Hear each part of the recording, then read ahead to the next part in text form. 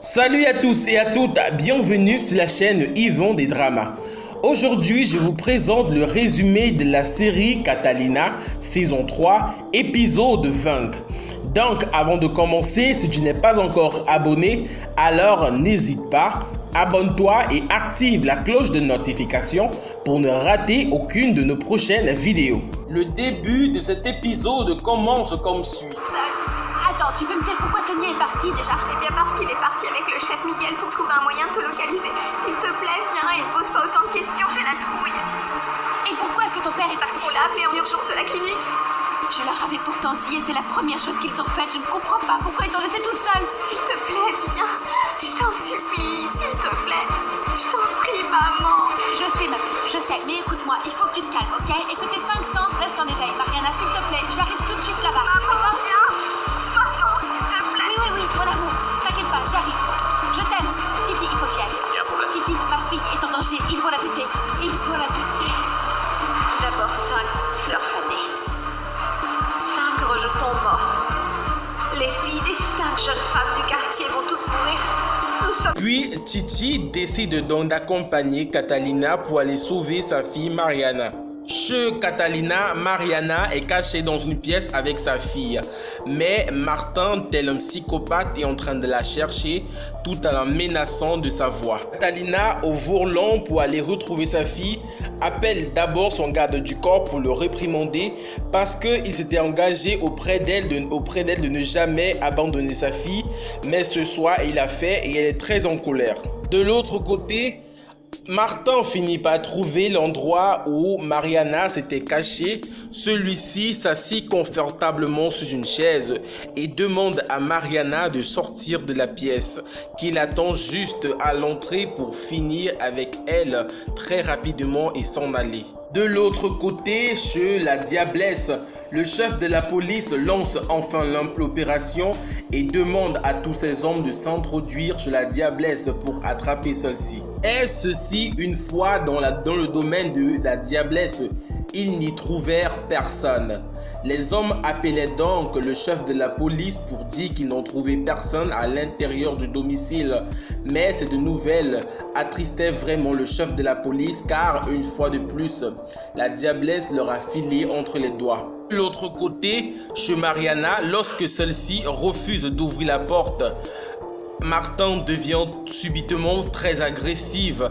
Celle-ci met son enfant en bas de la table, sur les cris de Martin et les choses se passent ainsi. Très bien. Ouvre la porte. Ouvre la porte. Ouvre la porte. J'ouvrirai pas la porte, non. Ouvre la porte. Ouvre la porte. Prise de panique, Mariana appelle une nouvelle fois sa mère. Elle dit à sa mère qu'elle est dans le studio et que Martin veut déjà entrer. Sa mère dit que dès que celui-ci va réussir à ouvrir la porte, elle saisit un objet très lourd et le frappe sur la tête sans aucune pitié ni compassion. Une fois que Martin a eu marre d'attendre que Mariana ouvre la porte, il saisit un objet et se mit à détruire la porte de lui-même. Et lorsque celui-ci détruit la porte, Mariana saisit un objet et frappe sur la main de Martin, cette chose qui le met tellement en colère. Puis il bascule son corps contre la porte et la porte tombe. Et il se met donc à crier sur Mariana ainsi. De façon aussi dramatique. Je ne voulais pas te faire du mal. Non. S'il te plaît, non. Te voilà. Non. Tu vas te faire. Fiches-tu en premier? Ah, ma fille, C'est non. toi? Le bébé ou toi? Puis, fort heureusement, lorsque Martin s'apprêtait à commettre son meurtre, Catalina arriva à l'instant même. Et lorsque Martin suivit le bruit de la voiture qui garait, celui-ci prit peur et s'enfuit. Catalina monta immédiatement pour trouver sa fille dans le bureau. Dans un couloir de l'hôpital, Catalina la moyenne voit sa mère en train de passer. Elle appelle sa mère pour demander à sa mère ce que sa mère fait là, mais sa mère lui demande qui lui a dit que son père est à l'hôpital et Catalina répond qu'elle n'est pas au courant, que si elle est là, c'est pour une autre affaire. Et Hilda dit à Catalina que son père est rentré étant totalement blessé et a un bébé dans la main. La diablesse donne l'ordre au chauve de la conduire tout de suite chez Hilda car elle veut vérifier d'elle-même si Albero n'y s'y est pas rendu. À l'hôpital, lorsque Catalina la moyenne demande qui est ce bébé que Albero a ramené à la maison chez sa mère, celle-ci ne dit pas totalement la vérité. Elle dit qu'il s'agit du bébé de Yamile et du frère de la femme avec laquelle elle travaille. Elle dit que la diablesse a volé ce bébé à Yamile pour faire croire à tout le monde que ce bébé est le sien et celui de Albero.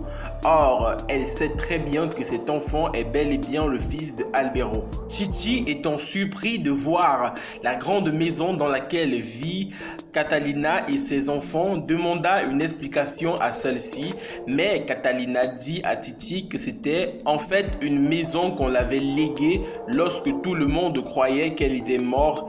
Et elle a donc décidé de venir s'y installer pour reprendre sa vie avec ses enfants. De l'autre côté, dans le quartier, lorsque la femme qui travaille avec Hilda vit le chauve garé devant chez Hilda avec la diablesse dans la voiture, celle-ci court dans la chambre, elle prend le bébé et se cache dans un endroit avec le bébé. Le chauve, puisqu'il a l'une des clés de chez Hilda, ouvre la porte de derrière et entre. Il se met à fouiller dans toute la maison pour regarder s'il y a quelqu'un dans la maison, mais il voit qu'il n'y a personne. Il appelle dans la diablesse pour lui dire qu'il n'y a personne dans la maison et la diablesse dit qu'elle veut entrer pour vérifier elle-même. Tant que je n'étais pas entrée ici, ça n'a pas changé. Ça sent la pauvreté, c'est écœurant. Patronne, excusez-moi, mais en fait, on va pas pouvoir rester très longtemps ici. Quelqu'un pourrait arriver à tout moment. Et pourquoi tu crois que j'ai apporté ça, hein? Tu penses que c'est pour décorer ou quoi?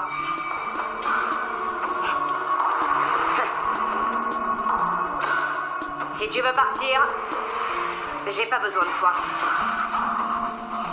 Si tu as la frousse de rester ici, fous le camp. Où t'as entendu le bébé? Eh bien, il m'a semblé l'entendre, mais je n'en suis pas sûr, là.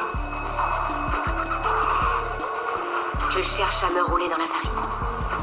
Non, pas du tout, patronne. Il se trouve en fait que quand je suis rentré, il m'a semblé l'entendre, que voulez-vous? Mais je ne sais pas si c'était un écho, ou simplement un bruit de la rue, j'en sais rien. Si tu l'as entendu, c'est parce qu'il est ici. Moi, je vais le trouver. De l'autre côté, lorsque Catalina demande à Titi de rentrer chez lui car elle ne viendrait pas ce soir et il faudrait qu'elle reste avec sa fille, Titi dit que non, ils doivent tous aller ensemble.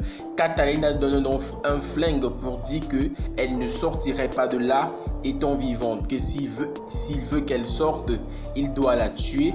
Titi dit donc qu'il aime trop Catalina pour la tuer. Il propose donc qu'elle, sa fille et lui s'en vont tous les trois à la propriété. Et dans la chambre de Hilda, la diablesse fait tomber un pot et à l'intérieur de ce pot, elle trouve un sortilège. Elle demande au chauve de le ramasser et de l'ouvrir afin qu'elle puisse lire ce qui est écrit. Fané, 5 rejetons morts, 5 fosses, 5 océans de larmes salées, 5 esclaves, 5 mortes, 5. Vanité, 5 croix, 5 filles, 5. Tête de mort. Ça a du sens, le chauve. La fille de Rimena a disparu. La fille de Paola est morte. La fille de Vanessa est morte, Daniela. Il en manque une. Tout ça, c'est vraiment dégoûtant. Et à l'hôpital, lorsque Hilda appelle Margherita, son téléphone sonne et la diablesse suit le bruit de son téléphone. C'est ainsi qu'elle découvre la cachette de Margherita et la fait sortir de là de force. La diablesse demande donc au chauve de prendre son enfant à cette femme. Puis elle demande à Mathilda où est-ce que Albero est. Celle-ci dit qu'il est à la clinique. Elle dit quelle clinique? Et puis Mathilda précise le nom de la clinique. Et la diablesse épargne dans sa vie. Elle sort et s'en va avec le bébé et le chauve.